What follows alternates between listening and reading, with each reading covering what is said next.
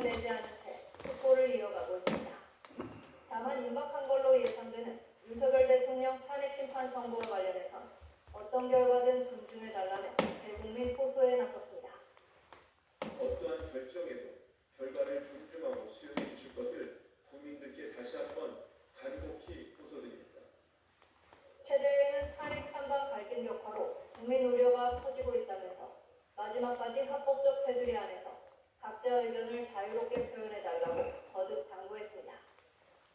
연합뉴스TV 최지수입니다.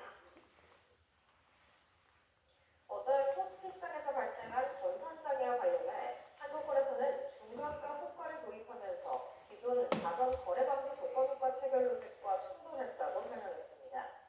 동약 철관 종목 자전 거래 방지 조건 호가의 매매 체결 수량 계산 시 중간가 호가 수량이 누락돼 오류가 발생했다는 분석입니다. 거래소에 따르면 호가 가격 단위가 1원인 종목에서는 중간가 호가 가격이 절사돼 수량 오류가 발생할 수 있습니다. 이로 인해 어제 코스피 시장 거래는 오전 11시 37분부터 11시 44분까지 7분간 멈췄습니다.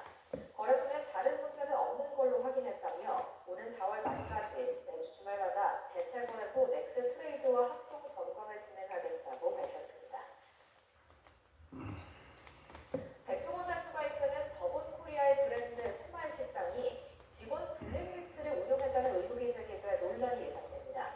이른바 백팬 논란을 시작으로 더본코리아 관련 구설수도 끊이지 않고 있는데요. 박지훈 기자의 단독보도입니다.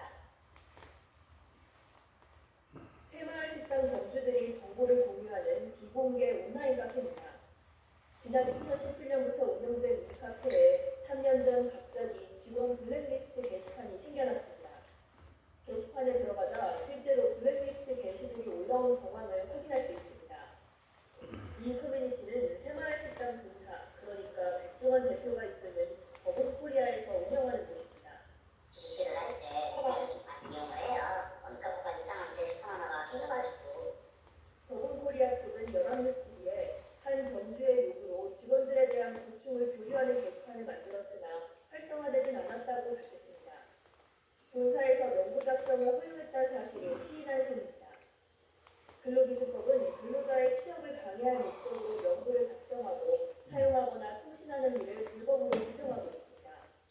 취업 방해 목적의 블랙리스트를 작성한 자는 5년 이하의 징역 또는 5천만 원 이하의 벌금에 처해집니다. 사실관계가 확인되면 형사처벌까지도 가능하다는데 다른 사업장 취업을 제한했는지 여부가 쟁점이 될 수 있습니다. 요식업계에선 점주끼리 블랙리스트를 공유한단 말은 들어본 적이 없고 특히 브랜드 차원에서 이를 운용하는 건 불가능하다 반입니다. 연합뉴스TV 박지훈입니다.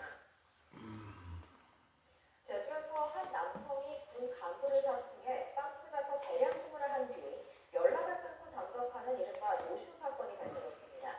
자영업자를 울리는 악질적인 범행에 경찰도 수사에 나섰습니다. 김나연 기자입니다. 제주시 선도이동의 한 빵집. 문 너머로 차곡차곡 쌓인 문제의 빵이 보입니다.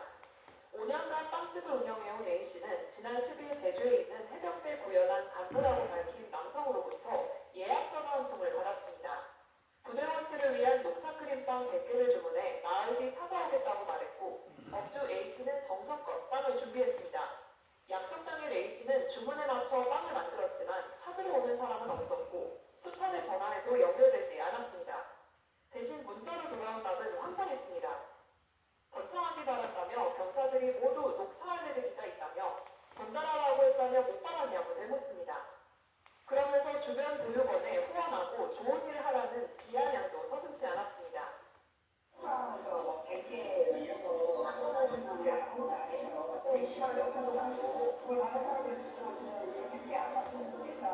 무엇보다 해병대 부여단 측에서는 이러한 주문을 받았던 사실이 없는 것으로 확인했습니다. 사건 직후 A씨는 진정서를 제출했고 제주 동부경찰서는 위계에 의한 업무방해 혐의로 수사에 나섰습니다. 경찰과 군당국은 군을 사칭해 도시락, 빵을 주문하는 사례가 있는데 각별히 주의해야 한다며 이와 같은 피해를 막기 위해서는 반드시 군부대에 전화